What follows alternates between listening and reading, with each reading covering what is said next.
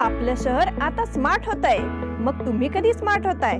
Smart न्यूजचे YouTube channel subscribe करा, smart बना। नोटिफिकेशनसाठी bell icon पर क्लिक करा। नमस्कार, मैं ओमकार अंगड़ी। स्मार्ट प्लस के आज के समाचार में आपका स्वागत। नजर सबसे पहले सुर्खियों पर। एमआईएम पार्टी प्रमुख असदुद्दीन ओवैसी के वाहन पर फायरिंग। देश में कोरोना से होने वाली मौतों की संख्या में जबरदस्त इजाफा। मेयर डिप्टी मेयर चुनाव के लिए फिर से चर्चा शुरू। निपानी क्षेत्र में गणेश जयंती समारोह संपन्न। नगर क्षेत्र में श्री गणेश जयंती समारोह संपन्न। रॉयल बटालियन द्वारा मराठा दिवस कार्यक्रम उत्साह में संपन्न। रंगोली के सप्तरंगों में खुशियों के दीप चमकाए, आराधना के साथ अपनी दिवाली मनाए। कपड़ों की दुनिया में एक भरोसेमंद और गुणवत्तापूर्ण नाम आराधना। गृहलक्ष्मी की सुंदरता की पहचान है साड़ी। घर की औरत का रुबाब और संस्कृति की देन है साड़ी।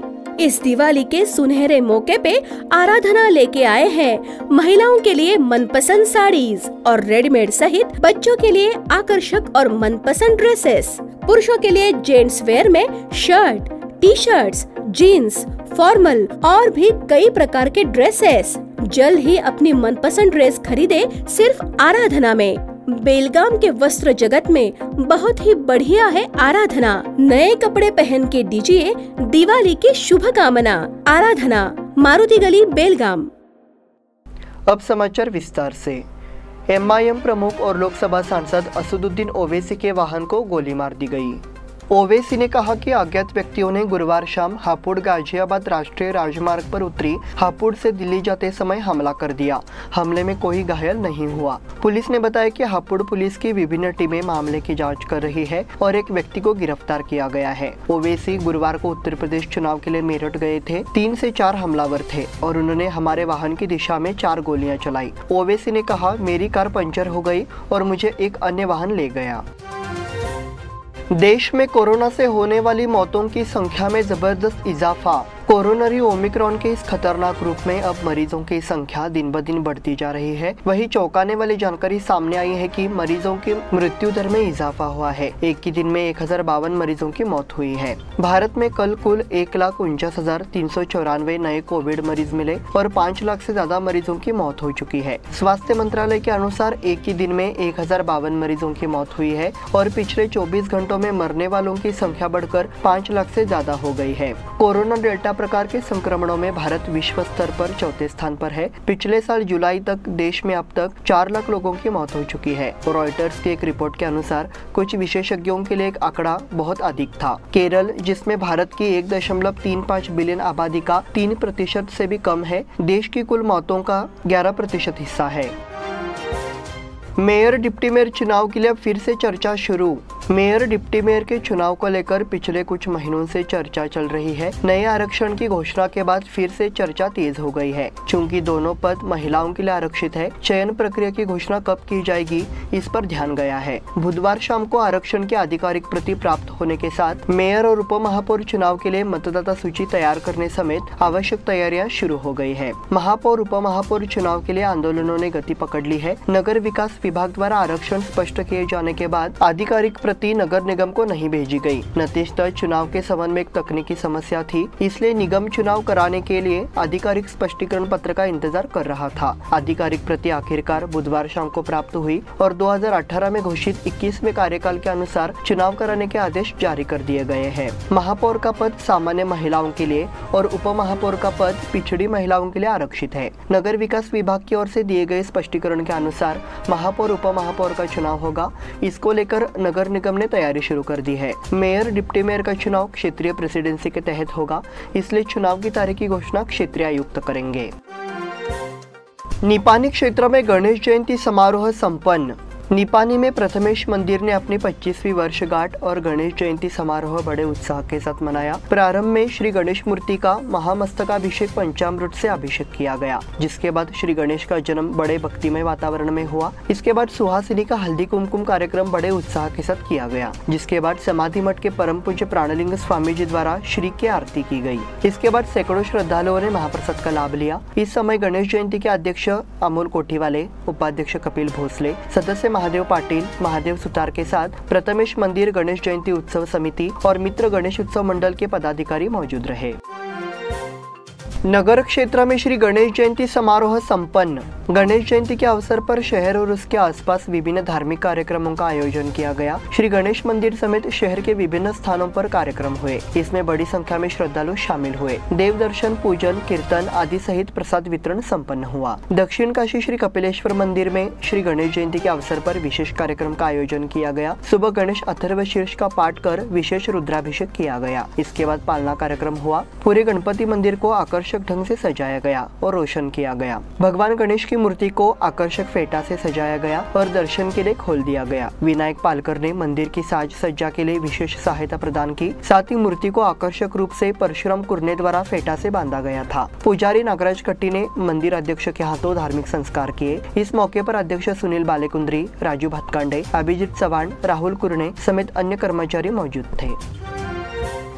रॉयल बटालियन द्वारा मराठा दिवस कार्यक्रम उत्साह में संपन्न। यहाँ रॉयल बटालियन वेटरन्स एसोसिएशन की ओर से शुक्रवार को मराठा दिवस मनाया गया। इस कार्यक्रम में संघ के अध्यक्ष कैप्टन प्रकाश झेंडे ने छत्रपति शिवाजी मूर्ति का पूजन किया। सूबेदार अशोक पाटिल ने दर्शकों का स्वागत किया। मुख्य अतिथि के रूप में मौजूद स्मार्ट न्यूज एडिटर उपेंद्र वाजीकर ने संगठन के काम की सराहना की। उन्होंने ये भी विचार व्यक्त किया कि मराठा सैनिकों ने देश के लिए बलिदान दिया है, उनका काम मूल्यवान है। इस दौरान एसोसिएशन के अध्यक्ष कैप्टन प्रकाश झेंडे ने मराठा दिवस पर मार्गदर्शन प्रदान किया। उपराष्ट्रपति भाऊराव पाटिल, सचिव सूबेदार मेजर रघुनाथ मनोलकर को शॉल, नारियल और फूल भेंट कर सम्मानित किया गया। इस कार्यक्रम में रॉयल बटालियन सूबेदार प्रकाश शिंदे, अशोक काकतकर, हरिराम बिरजे, हवलदार रवि पाटिल, मारुति गावड़ा, शिवाजी पाटिल, मर्त्यप्पा शिराले, विलास दरवंदर और अन्य सदस्य उपस्थित थे। कार्यक्रम का संचालन सूबेदार पांडुरंग पाटिल ने किया।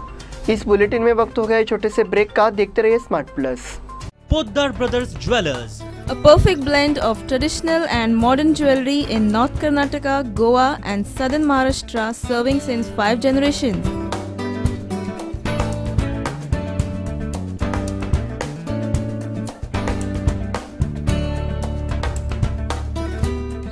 exclusive gold, silver and platinum jewelry showroom.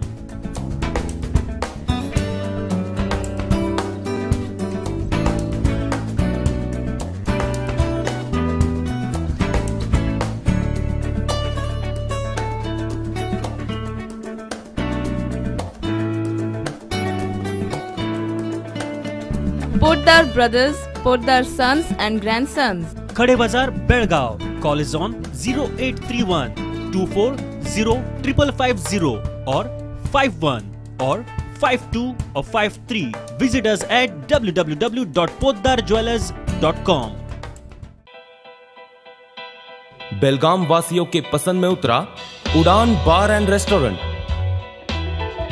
Social distancing का ख्याल रखते हुए हमारा स्टाफ देता है बेहतरीन सर्विस का विश्वास।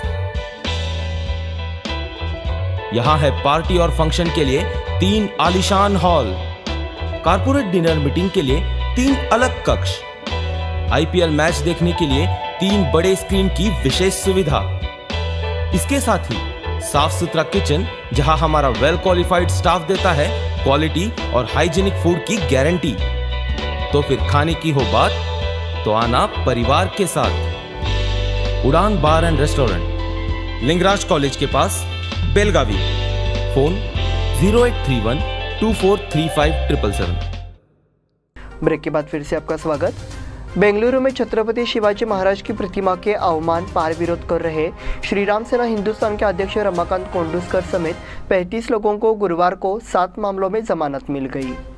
उन्हें 47 दिन बाद हिंडलगा जेल से रिहा किया गया। 17 दिसंबर को धर्मवीर संभाजी चौक पर आंदोलन किया गया था। पुलिस ने 35 मराठी युवकों और नेताओं को रात भर पत्थरबाजी करने के आरोप में हिंडलगा जेल में रखा। उस पर उच्च राजद्रोह और हत्या के प्रयास का आरोप लगाया गया था। कैंप थाने में दर्ज मामले में 35 लोगों को जमानत नहीं मिल रही थी। छठे जिला सत्र न्यायाधीश विनय कुंडापुर ने गुरुवार को सशर्त जमानत दे दी। इस समय बड़ी संख्या में मराठी नेता और कार्यकर्ता हिंडलगा दरबार के सामने जमा हो गए थे, इसलिए शाम 5 बजे से भारी पुलिस बल तैनात कर दिया गया। लोगों को एक साथ रहने की मनाही थी। मुख्य प्रवेश द्वार को बैरिकेड्स लगाकर बंद कर दिया गया था। रमाकांत कोंडुस्कर पहली बार 7:30 बजे जेल से रिहा हुए, बाकी 34 को 8:30 बजे छोड़ दिया गया।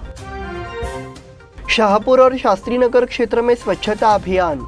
बेलगाम दक्षिण विधायक अभय पाटिल के मार्गदर्शन में शाहपुर और शास्त्री नगर क्षेत्र में सफाई अभियान चलाया गया। इस अभियान में शाहपुर और आसपास के क्षेत्रों में मीरापुर गली से कूड़े के ढेर को हटाया गया।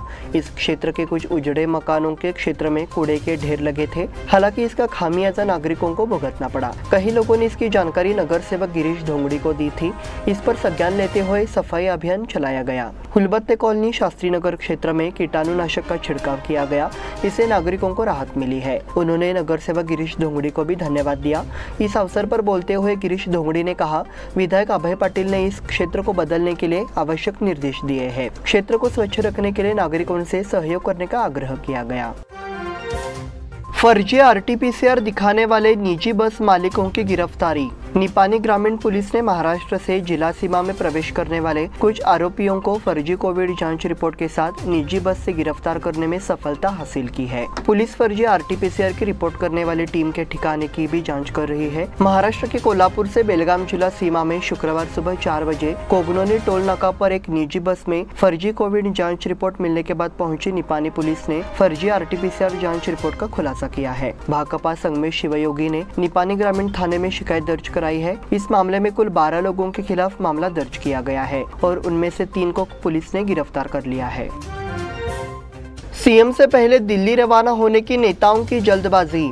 मुख्यमंत्री बसवराज बोम्मई कैबिनेट विस्तार और पुनर्गठन पर चर्चा के लिए दिल्ली का दौरा करने वाले हैं, लेकिन कुछ इच्छुक विधायकों ने उनसे भी पहले दिल्ली जाने का फैसला कर लिया है। पता चला है कि रमेश जारकीहोली ने गोवा से सीधे दिल्ली के लिए उड़ान भरी है। साथ ही परिवहन मंत्री श्री रामुलु दिल्ली पहुंच गए हैं। पता चला है कि केंद्रीय मंत्री प्रहलाद जोशी उनसे मिल चुके हैं और उप मुख्यमंत्री पद के लिए पैरवी कर रहे हैं। वो अपने करीबी जनार्दन रेड्डी को वापस बीजेपी में लाने की कोशिश कर रहे हैं। भाजपा के कर्नाटक प्रभारी अरुण सिंह ने निमंत्रण पर मुख्यमंत्री के राजनीतिक सचिव MP रेणुकाचार्य सोमवार को दिल्ली के लिए रवाना होंगे। विधायक MP कुमारस्वामी, राजगौड़ा नाइक, टिप्पा रेड्डी, रामदास, सतीश रेड्डी, अरविंद लिंबावली, गुलीहट्टी शेखर, सोमशेखर रेड्डी, पूर्णिमा श्रीनिवास, विधानसभा के उपाध्यक्ष आनंद ममानी, लगभग 12 विधायक दिल्ली जा रहे हैं। पुणे मिरज लोंढा रेलवे मार्ग दोहरीकरण के लिए 1567 करोड़ रुपए का प्रावधान। हालांकि कोल्हापुर को रेल बजट में कोई हिस्सा नहीं मिला, लेकिन मध्य रेलवे नए मार्ग के लिए 1455 करोड़ रुपए खर्च करेगा। पुणे मिरज लोंढा मार्ग के दोहरीकरण के लिए 1567 करोड़ रुपए का भारी प्रावधान किया गया है। इस मार्ग का दोहरीकरण अगले 2 वर्षों में पूरा होने की उम्मीद है। अहमदनगर बीड परली वैजनाथ रूट के लिए 567 करोड़, वर्धा नांदेड़ वाया यवतमाल पुसाद रूट के लिए 820 करोड़, उस्मानाबाद सोलापुर वाया तुलजापुर रूट के लिए 10 करोड़, कल्याण मुरबाद वाया उल्लासनगर रूट के लिए 5 करोड़ और धुले नरंदा रूट के लिए 5 करोड़ प्रावधान किया गया है। मध्य रेलवे ने दोहरीकरण और तीसरी और चौथी लेन के लिए 3628 करोड़ रुपए आवंटित किए हैं। चित्रदुर्ग के हादसे में बेलगाम दंपति समेत 3 की मौत। चित्रदुर्ग में टोल नाका के पास खड़े एक टैंकर को तेज रफ्तार कार ने टक्कर मार दी, जिससे कार सवार 3 लोगों की मौके पर ही मौत हो गई। तीनों बेलगाम के रहने वाले हैं। तीसरा मृतक भी इसी परिवार का है। हादसा पुणे बेंगलुरु राष्ट्रीय राजमार्ग पर चित्रदुर्ग जिले के गुयालालू टोल नाका पर गुरुवार सुबह हुआ। मृतकों की पहचान रमेश श्रीनिवास शानबाग उम्र 66, उनकी पत्नी सीमा रमेश शानबाग उम्र 62 और विश्वनाथ शानबाग प्लॉट नंबर 33 पारिजात अपार्टमेंट सुभाष नगर बेलगाम निवासी के रूप में हुई है। शानबाग परिवार बेंगलुरु के गांव में जा रहा था। सुभाष नगर के स्थानीय लोगों के मुताबिक वो सुबह बेलगाम से निकला था। ज्यादा गति रहने के कारण उनका वाहन एक टैंकर के नीचे चला गया, जो कि सामने रहे नाके पर टोल दे रहा था। हादसे में चालक समेत तीनों की मौके पर ही मौत हो गई। दुर्घटना का दृश्य CCTV में कैद हो गया है। CCI KR शेट्टी टीम ने कुबेर कप जीता।